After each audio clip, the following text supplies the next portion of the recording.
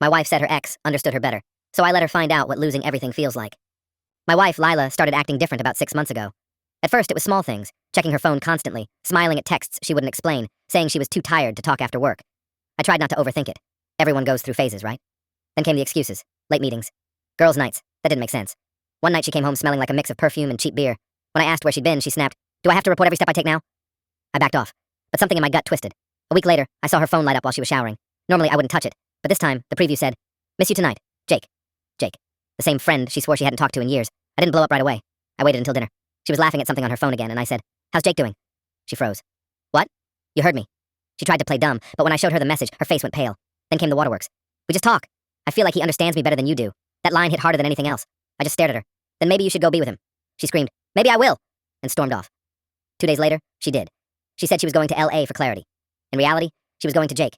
And to fund her little trip, she pawned the diamond ring my mother gave her. A family heirloom. The pawn shop called me about it, since the ring was still under my insurance. That's when I stopped caring about saving the marriage. While she was gone, I called my lawyer, moved every dollar from our joint account into my own, transferred the car title, froze the credit cards. By the time her flight landed, she had nothing connected to me left. 2 days later, I got a text. "Jake's so much more fun than you ever were. Don't wait up." I didn't reply. I just canceled the return ticket I'd booked for her. 6 months later, she showed up at my new apartment. Hair messy, eyes red. "Jake's gone. He used me. I made a mistake. Please, can we talk?" I looked at her, the woman who burned everything down for a thrill, and said quietly, "You pawned my mother's ring for a trip with your ex. That's not a mistake. That's a choice." She started crying. "I have nowhere to go." I grabbed my jacket and opened the door for her.